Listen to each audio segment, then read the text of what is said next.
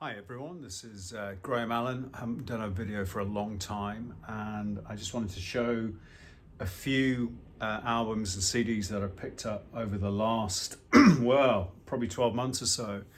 Cut down on buying considerably, and it's partly because I think as people might know, I've been very focused on Hammond organ, progressive rock and fusion, but I've got virtually as much of the prog that I really want. Fusion, there's very little organ dominated jazz fusion. That's really because the organ gave way to the electric piano and particularly Moog synthesizer. Typically in fusion setups in sort of 72, 73, you very rarely heard organ in jazz fusion. As I said, it was tended to be the electric piano, people like Jan Hammer and Mini Moog. Anyway, to crack on, and I should first of all just big shout out to Steve Maz in America, my prog rock show. Steve's really kind, often gives me a bit of a mention, particularly if Emerson, Lake and Palmer get mentioned. So thanks again, Steve, really good, and hope you enjoy this. So first of all, just to say, this is double CD from the Keith Emerson tribute concerts that was put together in 2016 after Keith's sad passing. It's called Fanfare for the Uncommon Man. And one of the organists on here that plays a variation on Fanfare for the Common Man is the great Brian Auger, the English Hammond organ specialist, late 60s, 70s. So I picked up this. This is the Brian Auger's Oblivion Express. This is a early 70s jazz fusion, but with a soul tinge to it. This is called Live Oblivion. It's volume 2. I've also got volume 1, but this is better. And this was recorded live at the Whiskey in Hollywood. Brian Auger also sings. He's got a lot of output over the years. My favourite stuff is when he really focuses on the Hammond. He has a different tone to quite a lot of the progressive rock organists. It's a more jazzy, soulful tone, less bite, certainly less kind of grit to the sound. It's a cleaner, lighter sound on the Hammond. But it's a really good album, this. He does Freedom Jazz Dance, great standard. It's got Alex Ligertwood also on vocals, and he turned up for those talking about fusion and keyboards and Hammonds. People will know David Sanctius and tone, and Alex Ligertwood sung on his albums, good vocalists. And this also has Steve Ferrone, who went on to play with the Average White Band on drums, fantastic drummer. So that's Brian Auger's Oblivion Express. Just show you the inside. There's not a huge amount to see. There's Brian, and just some notes about the tour there. So Brian Auger's Oblivion Express, really good album. Next, and this is sort of jazz funk, jazz soul. It's the Delvin Lamar Organ Trio live at KAXP. I've got the whole catalogue for Delvin Lamar. I saw him at quite a small club in North London last summer. Really enjoyed it and decided to pick up all the albums. It's more funky soul jazz rather than jazz fusion, but it's really well recorded, and he's definitely the premier organ trio in existence at the moment. So that's Delvin Lamar Organ Trio, if you like Jimmy Smith, that kind of stuff, jazz organ. He's a great current player. And this was recorded live in Washington, Seattle. It's the KXP, it's the radio, I think, and really great picture in the middle here, fantastic. The Organ Trio, which is exactly as I saw, as the way when I saw them, up close, personal, quite a small stage, intimate setting. Fantastic player, Delvin Lamar. That's funky jazz soul. back to Prog, and this came off. People may well know it's Ozzy Tom's organ driven list on Rate Your Music, which if people haven't seen it, look it up. It really is terrific. I think it's up to something like 2,000 albums. Now, I would say they're quite wide and varied. I tend to sort of stick to the top 200 on there, but this one was rated in the top 10. It's Eloy, the German band, bit space rocky prog, but this album Inside has got some fantastic Hammond organ on it. Really interesting solo on side one. There's a long piece, and it's called Land of Nobody. There's the back, and I'll just tell you, it's Frank Bornemann is the main guy that runs the band. He's still with them, I think, and the keyboard player on this is Manfred Wiechsorg, who plays organ. Really wonderful organ tone, very different to that clean sound we were talking about. This is really gritty, great stuff. So that's Eloy Inside. I think that's from about 1973, can't remember. Might be 1974 or 5, but it's Eloy Inside. I think it's their second album, German, on Harvest. Next, Prog, but Canterbury. We go to National Health. People will probably know this band. There's been lots of personnel changes in this band. Bill Bruford was in National Health for a while. Neil Murray, the bass player that went on to work with Whitesnake, and of course Dave Stewart, who came from Egg, things like Hatfield and the North, that sort of Canterbury second wave.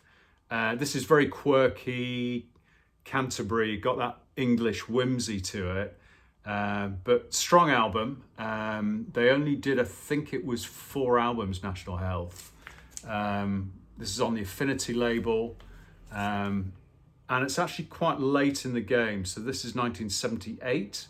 So that National Health sort of weren't around during the really premier days of progressive rock. They were quite sort of later in the decade, and this you would definitely sort of file under Canterbury scene. National Health.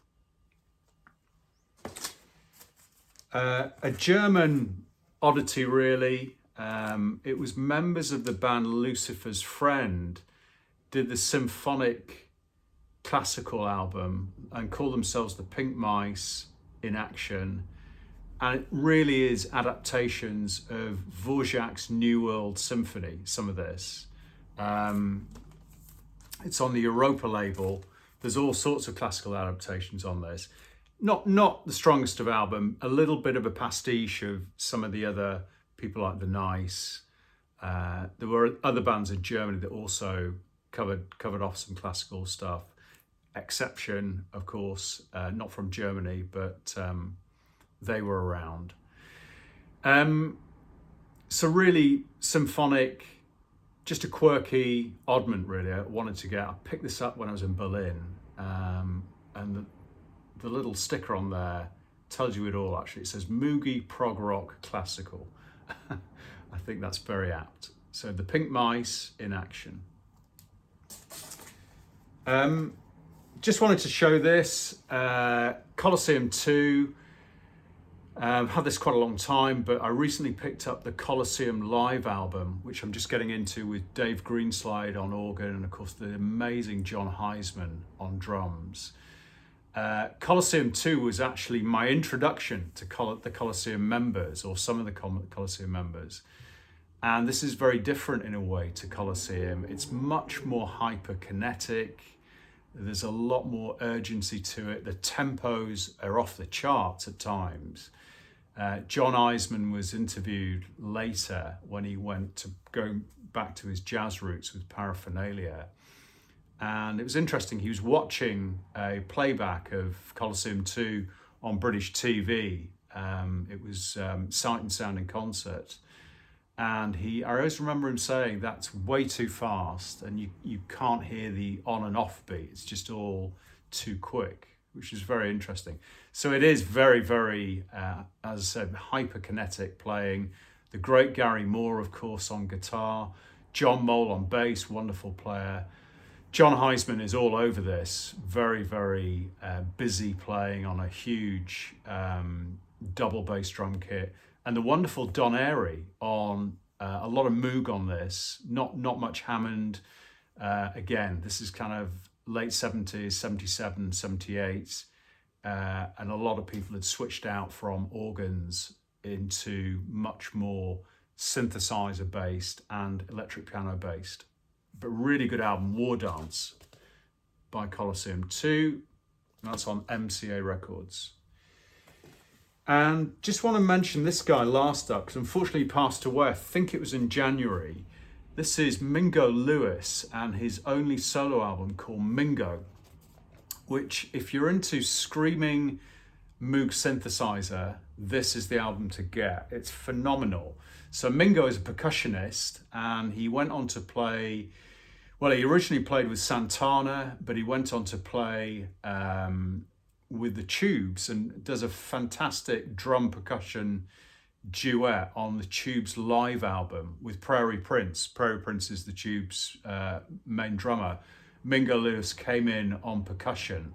Very, very creative player. But as I said, this album is absolutely fiery jazz fusion. Obviously a lot of percussion on there, but it's the keyboards and the Moog synthesizer soloing that really stands out on this release. This is called Flight Never Ending, and it is a demo actually. I'm just trying to get the keyboard player's name. No, it's not on the back there. So anyway, worth looking up. It's Mingo, as in Mingo Lewis, the percussionist, and it's Flight Never Ending. It's quite easy to pick this up. Okay, I'm just going to show some CDs. First of all, a really obscure US progressive rock release just called Covenant. And this is the work of one guy. It's really similar in a way to things like Ars Nova from Japan and Polyphony from the States. So really busy symphonic keyboards, lots of organ on there, but also because it's recorded later, I think this is 90s, it is 90s. And so you've got digital synths on there as well. It's called Nature's Divine Reflection.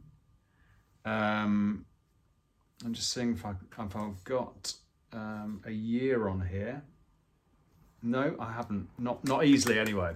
But it's called Covenant, Nature's Divine Reflection. There's the back, and that is a keyboard-dominated symphonic progressive rock in the vein of Ars Nova from Japan, which is kitchen sink prog. It really is. Keyboards dominated, the Covenant. Very pleased to pick this up. This is a pretty rare album. This is Larry Young, and it's called Lawrence of Newark. And this is a very space jazz, psychedelic, organ percussion album. So Larry Young people will know from Lifetime with Tony Williams and John McLaughlin. It was a power trio with Larry Young on Hammond, very early prototype fusion. And Larry Young before that was playing sort of conventional jazz, bebop, all sorts of stuff on Hammond in a traditional setting. But this is really a left field album for him. It's very lo-fi, the recording, and I know that puts people off. It really is very lo-fi. It has elements of people like Sun Ra, so kind of space, psychedelia, quite repetitive, quite sort of meditative at times, unconventional soloing on the Hammond by Larry Young. But it's very, very interesting, and I'm really glad I found this. It's very hard to get this on vinyl. It's very hard to get it on CD. I picked this up in a shop. I've been looking for it for years, Well worth checking out. You can check it out online. Larry Young, Lawrence of Newark. And that's a reissue. Okay, just two more. And this has really been one of my favourite finds of the last year. It's a Japanese duo of organ and synthesizers, keyboards, and the fantastic Senri Kawaguchi on drums, who is really, over the last decade, become one of the foremost jazz fusion drummers. She's incredible. She's played with lots of people. She's played in trios. And this was a project with the organist, keyboardist Kiyomi Otaka, who used to be in Cassiopeia. People might know, well-known jazz fusion band from Japan. But the two of them together, it's pretty dynamite. It is very, very busy. And there is guitar. She's married to a guitarist, Japanese guitarist, who plays on this album. It's called Duology. I'll just show you the back. There's the two of them. And it's very hard to get their albums. They're very expensive, tend to be only available in Japan. So got to kind of order them either from the website or from Amazon Japan. It's very expensive for the shipping. I'm slowly building up the collection, but they are fantastic. Kiyomi Otaka has got a solo number of albums out as well, which are really good. But she's a phenomenal Hammond organ player. Really enjoy it. Very, very busy. Reminds me a lot of Niacin with John Novello, Dennis Chambers, and Billy Sheehan. People will know that. It's one of the very, very few Hammond-dominated fusion bands. And these really complement them nice and well. A kind of later for the Millennium project. Duology, that's Kiyomi Otaka and Senri Kawaguchi. And just to show something really rare, so this is Kiyomi Otaka with a drummer from Japan, just a duo. It's a DVD, live DVD. Again, very hard to get this. Got it from Japan, paid a lot of money for it, but it's worth it. It's really good. She's a phenomenal Hammond organ player, and pardon me, delighted to have that in the collection. So that's it from me. Hope you enjoyed that. As ever, very Hammond-driven, dominated pieces of music being shown here. But yeah, keep well. See everyone soon. Bye-bye.